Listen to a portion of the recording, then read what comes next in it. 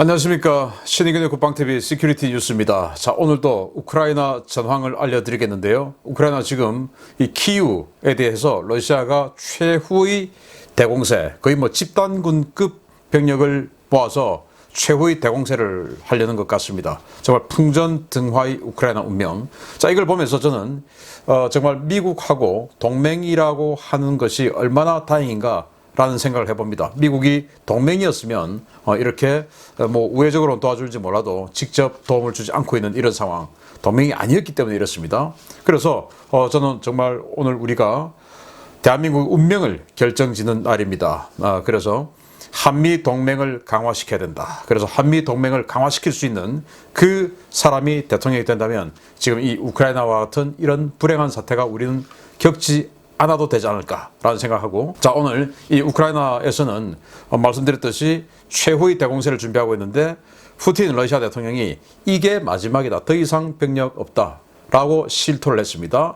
또 남쪽에서 아주 대규모 뭔가 공세를 하기 위해서 특별한, 그것도 2차 대전에 등장했던 그런 특별한 보급 시스템이 등장했는데 알려드리고요. 그리고 러시아의 최강의 야전 방공 무기라고 할 수 있는 판치르가 첫 번째 격추를 성공을 했는데 그게 우크라이나 전투기가 아니라 러시아 전투기입니다. 그 사연을 한번 보겠습니다. 자, 오늘도 신의균의 국방TV 계속 구독, 알림, 좋아요 눌러주시면 가장 신속하고 정확하게 알려드립니다. 구독해 주십시오. 먼저 전황을 알려드리겠는데요. 이 전황은 우크라이나 총참모부가 발표한 전황, 그리고 영국 국방부가 발표하는 전황 플러스 그것을 영국의 BBC가 정리한 전황을 이렇게 버무려서 알려드립니다. 일단 주요 전과를 보면 이건 이제 우크라이나 총참모부 발표예요. 아마도 약간의 과장이 섞였을 수 있다라는 판단하고 보셔야 됩니다. 전과는 어제보다 한 1000명 정도 늘어났습니다. 그래서 러시아 병력 한 1000명 정도를 더 사상시켰다. 그리고 전차는 총 303대니까 어제보다 13대를 러시아 전차 더 격파했다. 그리고 장갑차 1570대니까 어제보다 더 57대를 더 격파했다. 그리고 야포 열문 더 격파했다. 그리고 대공무기 4기를 더 격파했다. 그리고 항공기 14대를 더 격추시켰다. 그래서 개전 이래 128대의 항공기를 격추했다 라고 했는데, 자, 그러면서 주요 전선 상황을 보면 러시아의 진격 속도가 크게 둔화되었다고 판단한다 라고 우크라이나 총참모부는 밝혔지만, 저는 뭐 그건 용기를 좀 북돋아주는 말이라고 보고, 지금 이 키이우 북쪽에서 총공세, 최후의 공세를 하기 위해서 지금 병력을 집결하고 끌어모으고 있는 그런 상황. 제가 어제 지금 한 2개에서 3개 정도의 군단급 병력을 키이우 북쪽에 집결시키고 있다 라고 말씀드렸지 않습니까? 그래서 그 집결시키고 있는 상황이기 때문에 전체적으로 공세가 둔화되었다라고 보는 것이지만, 이건 정말 뭐 어마어마한 최후의 대공세를 위한 준비 작업적인 이런 시간이기 때문에 지금 뭐 러시아의 공세가 무디어졌다라고 보는 것은 좀 무리가 있다 보고요. 자, 이런 상황에서 러시아가 키이우를 북쪽 그리고 서쪽, 동쪽에서 3방향에서 동시에 지금 치려는 준비를 하고 있는데, 여기에 대해서 우크라이나 총참모부는 키이우 방어작전 준비를 완료했다. 그래서 러시아가 이런 집단군급의 공세를 편다 하더라도 지킬 수 있다, 뭐 이렇게 말은 합니다. 그리고 체르니우 지역에서 방어적인 공세를 하고 있다. 체르니우가 이제 이 키이우의 북동쪽 아니겠습니까? 여기에서 방어적인 공세, 그러니까 너무 그냥 지키고 있는 수세적인 상황만 있으면 러시아가 마음대로 기동하고 하니까 러시아를 가끔씩 때려주면서 러시아가 함부로 움직이지 못하도록 방어적인 공세 작전을 이 체르니우 지역에서 해나가고 있다. 그리고 하르키우, 수미, 체르니우, 키이우 일부 지역에서 러시아가 정말 어마어마하게 나쁜, 자락한 그런 비인도적인 민간인 범죄를 하고 있다. 뭐 살인, 강간, 뭐 강도 이런 거 막 하고 있다라고 하면서 러시아가 헤르손 등 점령지에서 심리전을 하고 있는데요. 헤르손이 이 크림반도 쪽에서 나가면 있는 이 도시 아니겠습니까? 이 지역에서 심리전 하고 있는데 여기는 우크라이나인들이 더 많죠. 그리고 그리스계인들도 있고요. 그래서 우리는 당신들을 해방시키러 왔다 그래서 저 네오나치 저놈들로부터 해방시키러 왔으니까 우리에게 투항해라. 뭐 이런 식으로 지금 심리전을 하고 있고요. 그리고 러시아가 마리우폴 이 지역에서 지금 여기 아조프 연대, 그러니까 네오나치계의 그 민병대로 구성된 거기서 출발한 부대가 지금 이 마리우폴에서 어제 제가 말씀드렸지만 러시아의 한 개 사단급 이상 이 병력을 격파시켰다라고 말씀드렸는데 여기에 이제 민간인을 향해서 지금 포격을 하고 있다. 이런 발표를 했고요. 아무튼 전황은 이렇게 되고 있는데, 자, 정중동의 상황입니다. 도대체 러시아가 얼마나 강력한 전력을 이 키우로 투입할지. 그래서 제가 봤을 때 이번 주 내로 뭔가 큰 변화가 있지 않을까. 그래서 우크라이나는 이 서부 쪽에서 구원하러 오는 두 개의 기갑여단이 얼마나 빨리 이 키우 쪽으로 도착해서 이 키우의 서쪽에서 도하 작전을 뭐 강도 뭐 한 20-30m 폭 정도밖에 안 돼요. 그래서 그 도하 작전을 하는 러시아군 주력을 뒤에서 쳐주느냐, 이게 관건이다라고 보고요. 뭐 어디 있는지 지금으로서는 알 수가 없죠. 이런 상황 알려드렸고, 또 제가 어제 우크라이나 해병대들이 헤르손의 공항에 가서 러시아 헬기들 30대 이상을 격파해버렸다 라고 말씀드렸지 않습니까? 그걸 위성 사진을 통해서 또 분석을 또 누가 했네요. 예, 카펠라 스페이스 위성을 보고 이렇게 분석했습니다. 이 사진을 이렇게 보면 뭐 점점점점 다 있죠. 그래서 여기에서 이렇게 해놨습니다. 49대의 헬리콥터가 파괴됐다 라고 밝혀놨습니다. 그래서 49대. 그러니까 제가 어제는 박격포로 공격했다 라고 말씀을 드렸는데, 다시 이제 더 나온 소식을 보니까 박격포가 아니고 BM-21 다련장 로켓을 먼저 쏘고, 그리고 해병대가 들어가서 남아있는 헬기들 그리고 야포들 이런 것들을 RPG-7으로 쏴가지고 다 격파를 했는데, 49대 격파됐으면 한 개 비행단이 그냥 박살이 난 겁니다. 그러니까 이 헤르손을 기점으로 해가지고 남부 지역 크림반도 그리고 오데사 이 지역에 대해서 이 기동전 헬기로 실어나르는 공중 강습하는 기동전의 중심 기지로 썼던 이 헤르손 공항인데, 여기 있는 헬기들이 완전히 전부 박살이 전멸이 됨으로써 러시아의 남부 지역 장악에 상당한 지장이 있겠다라는 결과, 이거 팩트니까 보시기 바랍니다. 자, 첫 번째입니다. 블라디미르 푸틴 대통령의 발언이 사실이라면 이번 주에 실시될 대공세가 러시아군의 사실상 마지막 공세가 될 것 같습니다. 러시아가 현재 투입된 병력 외에 더 이상의 병력을 우크라이나에 투입하지 않겠다고 선언했습니다. 러시아는 현재 우크라이나에 파병된 병력 외에 추가 징집병이나 예비군을 전장에 투입하지는 않을 것이며, 향후 전쟁은 직업 군인들에 의해서만 수행될 것이라고 블라디미르 푸틴 러시아 대통령이 현지 시각 3월 8일 밝혔습니다. 푸틴 대통령은 세계 여성의 날 기념 언론 초청 연설에서 러시아는 정해진 목표를 달성하기 위해 직업 군인들이 전쟁을 수행하고 징집병이나 예비군은 전투에 참여하지 않을 것이다 라며, 정해진 목표는 오직 직업 군인들에 의해서만 수행되며 그들은 효과적인 방법으로 러시아 국민들의 안전과 평화를 보장하고 있다고 확신한다 라고 밝혔습니다. 러시아는 이번 전쟁을 위해 약 20여만 명의 병력을 동원했는데요. 이는 28만 명 규모인 러시아 지상군 전체 현역 병력 가운데 가용한 거의 모든 자원을 투입한 수준이어서 러시아 내에서는 곧 동원령이 내려져 예비군이 소집될 것이라는 소문이 파다하게 돌았습니다. 이에 앞서 월스트리트 저널은 미 정보 당국자를 인용해서 러시아가 침공전에 준비한 병력의 100%를 모두 투입한 상태이며 추가 병력 투입의 여력은 없다고 보도한 바 있는데요. 푸틴의 이번 발언은 극심한 병력 소모와 불법적인 징집병 전쟁 투입 등으로 러시아 국내 여론이 크게 악화된 상황에서 여론을 진정시키기 위한 목적이 있는 것으로 보입니다. 현재 러시아는 초기 공세에 참가하지 않고 전력을 보존한 정예 부대들과 용병들을 모아 키이우와 멜리토폴, 하르키우 3개 축선에서 동시에 대규모 공세를 준비하고 있는데요. 이번 주 중에 시작될 것으로 보이는 이번 대공세가 이번 전쟁의 마지막 결전이 될 것으로 보입니다. 러시아군은 총 102만 명의 정규군을 가지고 있고, 러시아군은 뭐 우리는 육해공인데 여기는 뭐 아주 많습니다. 그러다 보니까 육군 전력이 현재 28만 명이에요. 근데 28만 명 중에서 이번 전쟁에 한 20만 명 투입했죠. 물론 그 20만 명 중에서 해군도 있고 공군도 있지만 거의 80%가 육군 병력 아니겠습니까? 28만 명의 육군 병력 중에 지금 한 18만 명 정도는 이 전쟁에 지금 투입을 했는데, 그러면은 행정 파트, 군수 파트, 교육 파트, 교육도 얼마나 많습니까? 그런 병력들 제외하면 지금 뭐 이 전투를 할 수 있는 가용 병력은 다 끌어모아서 여기 갔다라는 것이 되고, 또 제가 러시아군의 편제, 구조 이런 거에 대해서 지난 주말에 여러분들께 데일리 디펜스를 통해서 알려드렸습니다만은, 러시아군은 징집병과 계약제 모병이 혼재되어 있고, 법적으로 이 징집병은 해외 파병에 나갈 수 없다라고 되어 있는데 지금 해외 파병 나갔지 않습니까? 그래서 자기도 모르게 신분이 계약직 모병으로 바뀌어 있었던 겁니다. 이 징집병들이. 나 여기 왜 왔어? 하는 바로 그 애들이.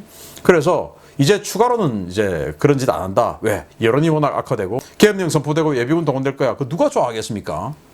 이 우크라이나 같이 절체절명의 상황에서 나라를 지켜야 되겠다. 그러면은 그래, 예비군 동원해서 내가 가야지 라고 할 수 있지만, 러시아는 지금 아니 전쟁 왜 했어? 이런 상태니까 여론이 악화되기 때문에 지금 푸틴 대통령도 정치인이기 때문에, 그래서 여론을 신경 안 쓸 수가 없죠. 그래서 앞으로 더 예비군 징집이나 동원이나 이런 거 없다. 그리고 징집병은 안 보낸다. 그러면 이제 이 우크라이나에 보낼 수 있는 병력은 끝난 겁니다.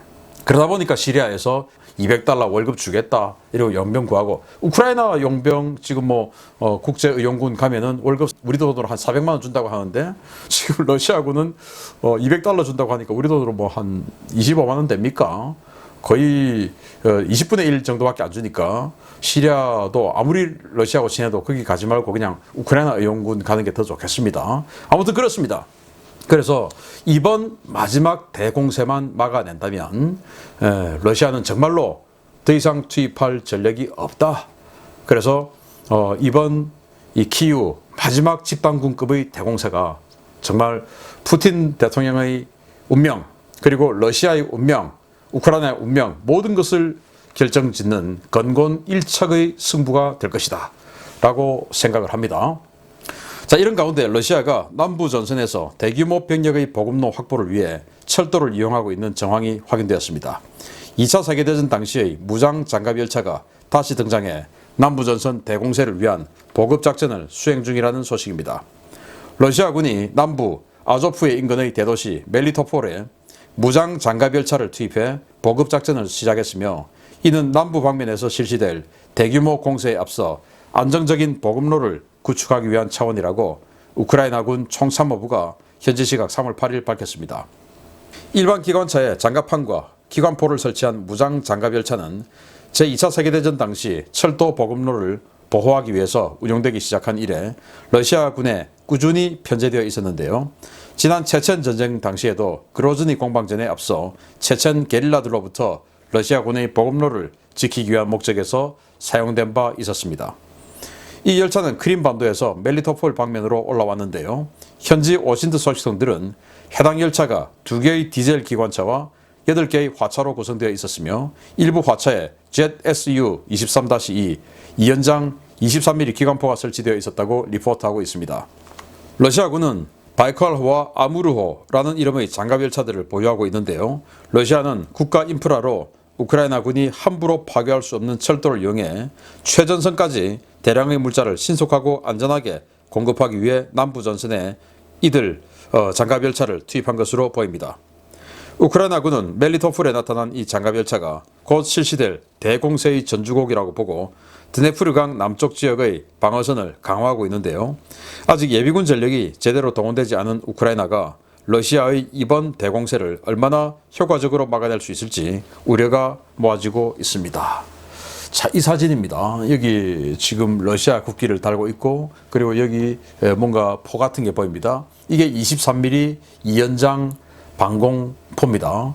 그래서 뭐 방공 용도로 쓸 수도 있고 지상 화력 지원용으로 쓸 수도 있고 그런 거고, 뒤에 이제 이 기관차가 달려 있고 그 뒤에 다시 이제 화차가 있죠. 8개의 화차가 달려 있다라는 겁니다. 이게 소련이 2차 대전 때부터 사용했어요. 2차 대전 그때 당시만 하더라도 소련도 그렇고 독일군도 그렇고 기병이 있었습니다. 요즘이야 뭐 기병 그러면 전차들인데, 그때 기병은 진짜 말 타는 기병. 왜냐, 그 기병이 뭐 했냐 하면은 이 열차를 통해서 보급을 하니까 그 열차를 습격하러 다니는 거예요.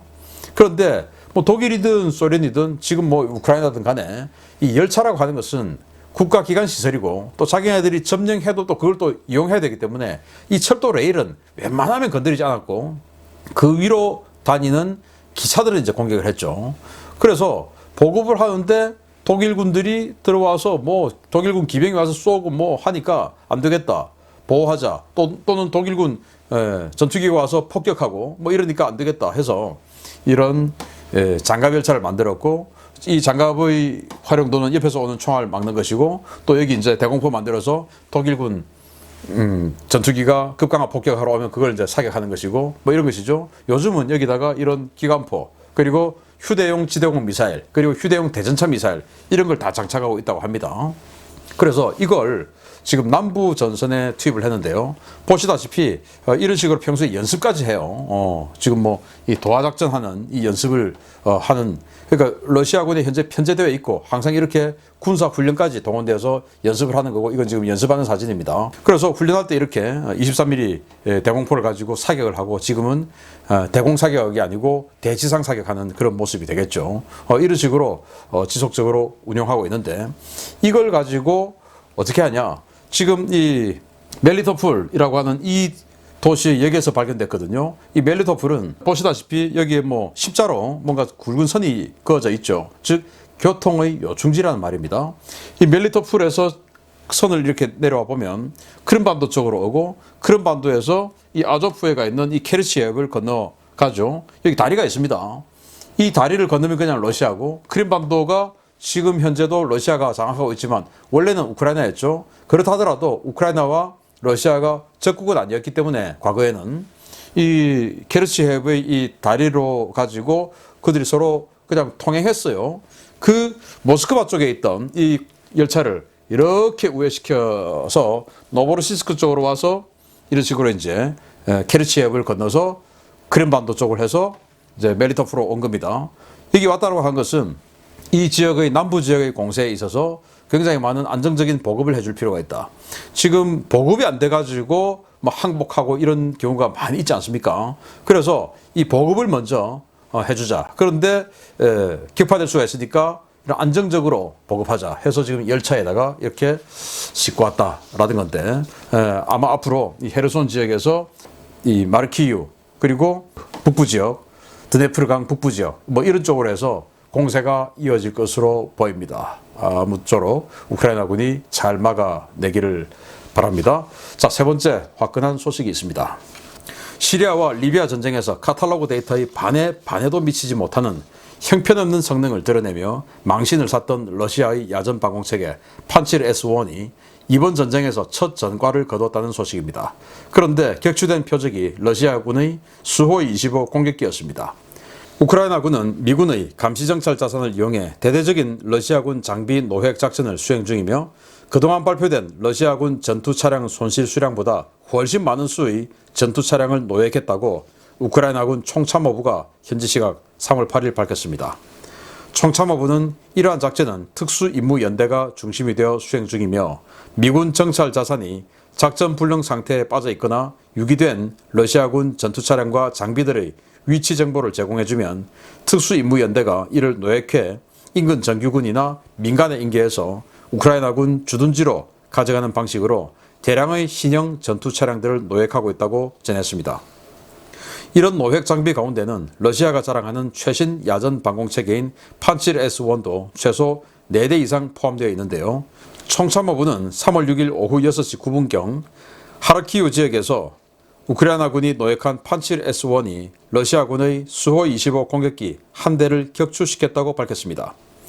공개된 CCTV 영상을 보면 하르키우 우크라이나군 방어선을 공습하기 위해 접근하던 수호-25는 연속으로 발사된 미사일 2발에 연타당하며 불덩이가 되어 추락했는데요. 우크라이나군은 해당 공격기의 조종사는 탈출할 틈도 없이 공중에서 산산조각 났다며 노획한 장비의 성능이 우수하다고 평가했습니다. 우크라이나군은 전국 각지에서 판칠 S1과 토르, 부크 등의 다양한 방공 시스템을 노획해 자국 방공부대에 편입시키고 러시아군 포로들 이용해 자국군 장병들에게 속성 운용 교육을 시킨 뒤에 전선에 투입하고 있는데요. 어떻게 보면 판칠 S1의 성능 부족 논란은 무기체계 자체의 문제가 아니라 그걸 쓰는 운용자들의 자질 문제일 수도 있겠다라는 평가도 나올 법합니다. 자, 제가 한때 정말 이 카탈로그 데이터에 속아가지고 야전 방공체계 중에서는 세계 최고의 성능이다 라고 생각했던 바로 그 판시르인데요. 알고 보니까 러시아제네. 그래서 까보러라는 이름을 듣게 된 바로 그 러시아제 카탈로그 데이터와는 너무나 다른 실전 기록을 보여주고 있는 판시르 S1입니다. 리비아 내전에서 리비아 정부군은 터키 측이 또 영국 이런 서방 측이 지원을 하고 반군 동부 지역에 있는 반군 측을 이제 러시아가 지원을 했습니다. 이집트도 지원하고 그 반군 측에 이 판시르 S1 갖다 줬는데 그냥 판판이 뚫려가지고 계속 폭격당하고 했죠. 또 시리아도 지금 아사드 정권을 보호해주고 있죠. 여기에다 판시르 갖다 놨는데 이스라엘이 폭격하는데 한 번도 판시르가 성공한 적 없고 다 뚫렸습니다. 그래서 이게 되냐. 그리고 이제 아제르바이잔하고 아르메니아 전쟁에서도 판시르가 그냥 박살이 나버렸죠. 그래서 야, 이건 형편없구나 이랬는데 이번에도 판시르가 지금 SNS에 찍혀서 올라온 사진만으로도 4대의 판시르가 노획이 되었거든요. 멀쩡하게 노획이 되었죠. 그래서 그걸 이렇게 가져와서 러시아 군에게 교육을 받고 이렇게 신속하게 지금 또 재활용해서 현장에서 쓰네요. 그래서 하르키우가 이대 도시 아닙니까? 여기 아직도 지금 공방전 펼치고 있는데 하르키우에 폭격하러 온 수호-25 이걸 이제 격추를 시켜버렸는데 이 판시르의 재원을 잠깐 보면 여기 이제 탐지 레이더가 있고 또 사격 통제 레이더가 있는데 탐지 레이더는 패사 레이더입니다. 그래서 탐지가 한 50km 정도 탐지하고 그리고 사격 통제 레이더는 A사 레이더인데 한 20km 정도를 사격 통제해요. 그리고 여기 있는 미사일 요격 미사일이죠. 이거 12발 장착하고 있는데 이 요격 미사일의 사거리는 20km 그리고 최대 사정 고도는 15km까지. 그러니까 야전 방공 체계로는 대단한 사거리와 고도를 가지고 있죠. 그리고 30mm 쌍열포 기관포도 장착하고 있으니까 대단한 성능이다 이랬는데 한 번도 이기지 못했던 판시르가 이렇게 노획이 되어서 이렇게 교육을 받고 지금 이제 교육받고 있는 그런 동영상이더라고요. 이걸 보니까. 그래서 이번 작전의 CCTV 영상인데요. 보시다시피 6시 9분 54초. 여기 뭔가 뻥뻥 지금 폭격을 하고 있는 겁니다. 하르키우 교회를 폭격하고 있는데 여기 지금 큰 원이 있고 큰 불이 있고 작은 불이 있습니다. 이게 이 지역에 있던 판시르에서 미사일을 2방 빵빵 날립니다. 그래서 첫 미사일에 수호-25 공격기가 그냥 박살이 나버렸어요.